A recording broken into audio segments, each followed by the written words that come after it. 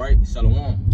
Shalom. Brother from GMS New Orleans coming at you with a quick hit. Prior to getting started, we're going to give all glory around as a present to Yahweh Ba'Shem Yahushua Ba'Shem Kabadash. double honors to the apostles and elders of Great Millstone. Peace and salutations to the hopeful elect. Shalom. Shalom. All right, we just going to get into how there's no hope left for us here. Okay, and you can start me off with the precept. Yeah, the 1 Corinthians. 7:1. Yeah, no, 7:31. Yes, this is 1 Corinthians 7:31. It says, "And they that use this world as not abusing it, for the fashion of this world passeth away." Okay, which is true because we have to just at this point we just do what we gotta do to make ends meet. Because like it says the fashion of this world passes away. Okay, and the brother put something in the chat, which it says the income needed for a four-person family in Louisiana, it says you will have to have $220,000 to maintain that household. Which, brother, it's no way we don't even make, like you said yesterday, we don't make half of that. Yeah, half. So it's no way that we can afford to even, like you said, bro. It's like how we it's no only the Lord is getting us through this. And if I could add, Go ahead. Israelites are, for most households, we are very fruitful. So most of us have like a household of people. You know, just in general, you got some brothers, are single and in the truth, but a lot of brothers, some brothers got children and families. Cause we we still fruitful, so for the most part, it's almost inevitable. There's no way to make that, so obviously, like you say, you fighting a losing battle. You gotta. Yeah. Go ahead. You can bring that up. Yeah, this Psalms 37:25. It says, "I have been young, and now am old. Yet have I not seen the righteous forsaken, nor his seed begging bread." And what this brother talking about, the fashion of this world is passing away. Okay, so it's becoming even more harder and harder. We already in captivity. It's becoming even more harder for us to to get by and to live.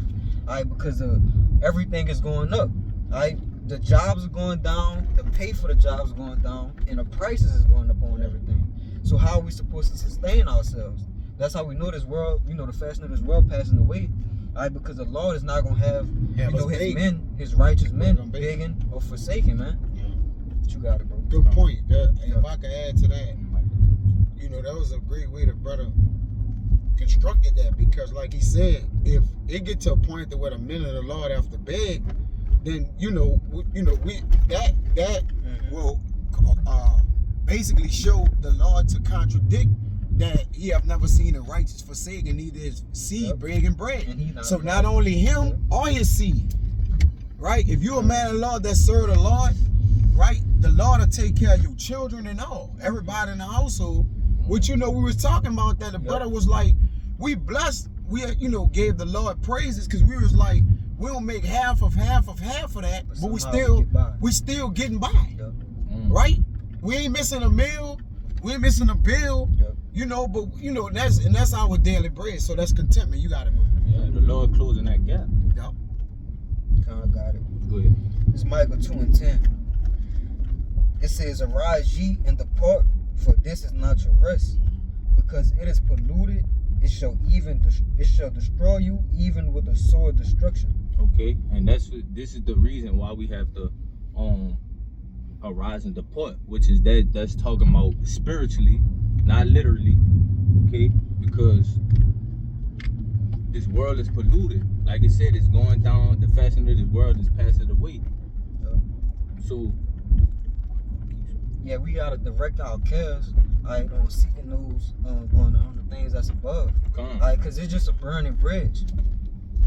Right? So if you invest in the things of this world, it's inevitable that it's gonna collapse, man. That is gonna fall. It's gonna come to naught. Yeah, and then it's gonna be like you said, it's gonna be a struggle to fight for something that's already been swept under your feet. Yeah. If something is already taken from up under you, then why are you still trying to find a foundation on it? Give me on 1 Peter 5:7.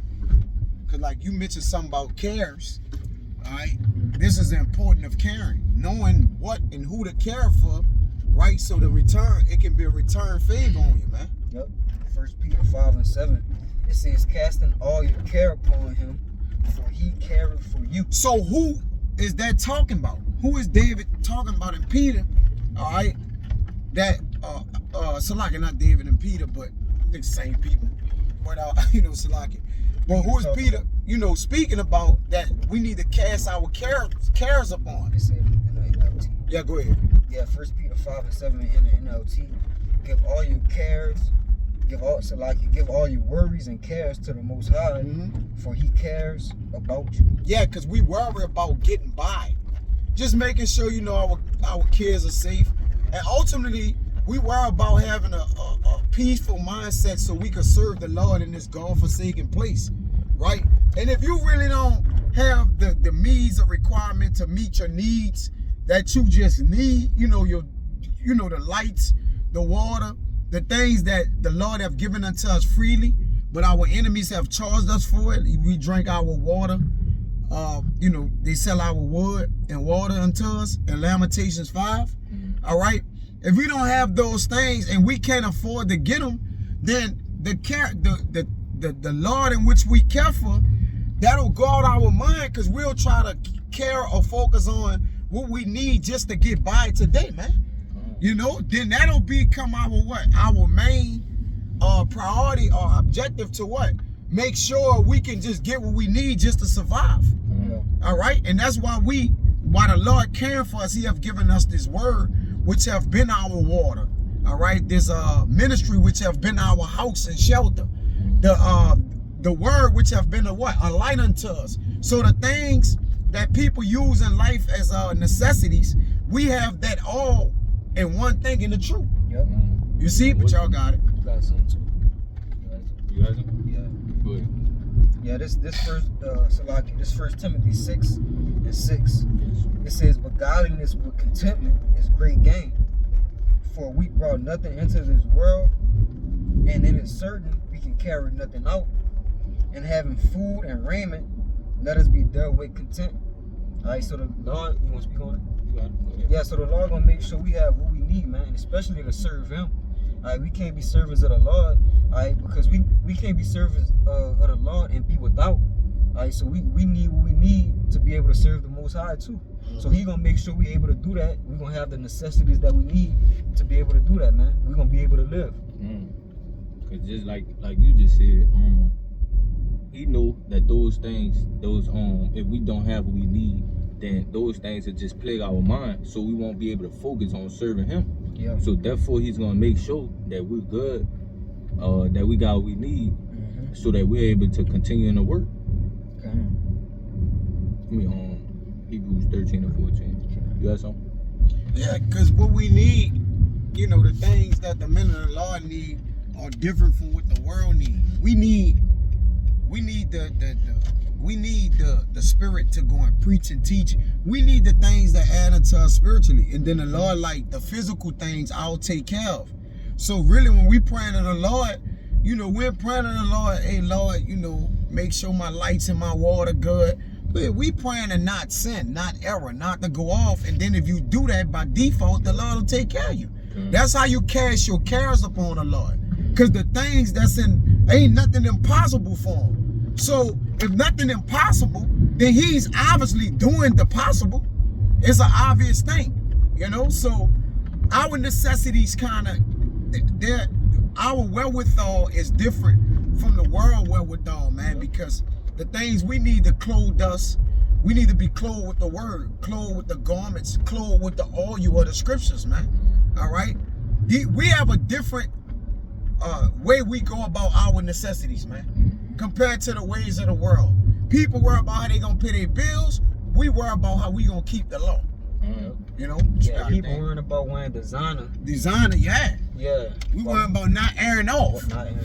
You got it. Y'all got it. What I was about to say. Oh yeah. everything that we worry about is pertaining to wisdom. The understanding of the scriptures, or the doing right by the spiritual thing. the spiritual things. Yep. I got that. Go ahead. Yeah, this Hebrews 13 and 14. For here have we no continuing city, but we seek one to come. Hell yeah. Okay, because like you said, this place is falling. So therefore we don't seek the continuance of this place. Because we know that the Lord is coming back to ultimately destroy it. So there's no point of us trying to continue in this place. Which even us going through these different things, not being able to not being able to take care of the things that's Captivity. being in captivity. We know. Slack it, bro. I lost my train of thought. In the city we seek to come, where it's in 2 Peter 3, and where it's like 13 or 14, we're in dwelling righteousness. Because when we the city that's coming, when Jerusalem come down, and we're in the kingdom of heaven, we ain't gonna no longer be in captivity. We're gonna have the law, statutes, and commandments in our inward parts. We're gonna be completely righteous, reigning, okay, rulers, and we're gonna have all the benefits of righteousness added unto us, man. That's what we're investing in, not this, this wicked queendom, man. But you got it, bro. Hell yeah. Because we have a habitation, that David speak about, a city in which we gonna inhabit righteousness. So again, long as our goal is to house ourselves with in righteousness, man. So therefore the Lord can house us with the things we need, man. I gotta find that in Psalms. The city of habitation. So I'm looking for it. I forgot what it's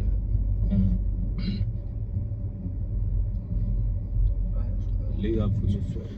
Treasures. Yes. That's against the day of necessity. They got one in Tobit 4, right? And the way we lay up our treasures in the day of necessity is by doing this work, man. Right? Because I did a video about this. It was in Proverbs 24 and 27. It says, "Prepare thy work in the field, then build thy house." Yeah. So you don't do it the other way. You don't build your house, then go work. You gotta build. So we need to work in order for the Lord to give us what we need. We gotta go and do what we supposed to do. Right? We do what we need to get what we need. See, people do what they need to get what they want. It's two different ways with the men of the Lord. We're doing what we need to get what we need right here, so we can get what we want later. Yep, delayed gratification. Yeah, we do the need of the necessity now, so we can get what we want later. All right, and that's the goal of the ministry, man. Right? We don't have the fetish of the world like that, man. Right? The love they have for the world, the Lord said, "Love not the world," because He had enmity with it, man. So we don't the same fashions they pursue, the same goals and itineraries they have. We on two different roads traveling. Even though we live in the same world, in the same houses with some of these people, we are all on different paths. Our trajectories are different. Go ahead, bro. No, I was just gonna say, there's the saying, work now, play later. Yeah. Which we working now to receive our payment for what we working for later. They got a good one right here too. Come on, go ahead. Matthew 6. It say the same thing though, but I can get that if you want. Come on, go ahead. Matthew 6 is what I was talking about. It don't matter. I'm gonna get the Matthew. Yeah, this is Matthew 6 and 19. It says, "Lay not up for yourselves treasures upon earth, where moth and rust doth corrupt, and where thieves break through and steal. But lay up for yourselves treasures in heaven, where neither moth nor rust doth corrupt, and where thieves do not break through nor steal." Okay, so this is that separation between us and the people in the world, because their treasures is laid up here, which, and like I said, our treasures is toward heaven, which is why we doing the work now, so that we can receive our payment later, which is gonna be when the Lord come back and give us our crown. And it say where a person treasure is, that where his heart would be also. And most people hearts and spirits into what they treasure here, which this earth gonna fade away. All right, and we treasure, our treasure is in heaven. Right, so our spirit or the things our mindset is gonna do is gonna be towards building towards the kingdom to come. That's why we here. We have no continuing city. Yes. Right. We can't flourish here. We can't increase. That's what the continuing city means. Of constant increase, constant fruitfulness, constant building of family lineages. We can't do that. Right, so we're investing in where we can do that at. Right, our work is our down payment, right, to spend it later in the kingdom of heaven, man. Because it just said in the Matthew, this is where moss and rust does corrupt. Yep. So the things that's coming to us is eternal. It's incorruptible. It's incorruptible. So those things won't be taken away. So that's why we're looking towards that. Yeah, to us, the men of the Lord, that's a no-brainer. Invest in the things that can't be stolen or taken away from us. Invest in something that's gonna last for an eternity. That can't be touched or stolen or nothing. That's a no-brainer to a man of the Lord. But to these people, they don't have no faith. They just carnal-minded. You know, and being carnal-minded, you being at enmity with the Most High. Yeah, that treasure. You made a good point. I ain't meant to cut you off. No, you good. You want to finish out? No, go ahead. The treasure that we have stored up is we gonna be able to use it when we need it, and then they didn't put nothing up. So when the Lord required a treasure, they ain't gonna have nothing out of their treasure because they didn't. Like I didn't store it up. Like I didn't. They didn't labor for it. Yeah, like they didn't labor the proper way for it. Cause everybody laboring, they're just laboring for nothing. Right? To lose their 401k, they pensions and things like that. We're laying it up to use it later. Yep. This Sirach 29 and 11. It says, lay up thy treasure according to the commandments of the Most High. See? And this shall bring thee more profit than gold. Yeah. Yeah, man. Because you can't. Gold had been the ruin of many. That's why I say when people go after it, right? When people go after it, they have we did that. Go not after gold, but the rich. It's Proverbs. I mean, it's Sirach 31 and like 5. All right. You can get it because I don't want to paraphrase it wrong. It says the rich had not gone after gold or something like that. Right, but that's the consolation here. That treasure here is all about the gold, the glitz, the glamour. All right, it's the shine in the world. Where's them at? Go ahead, Yeah, this is Sirach 31. 5, it says, he that loveth gold shall not be justified, and he that followeth corruption shall have enough thereof. See, go ahead. Gold hath been the ruin of many. See, and the destruction was present. So while they chasing gold, there's a destruction at it. It says there's a way. He said there's a way that seemeth right to a man, but the end thereof is the ways of death.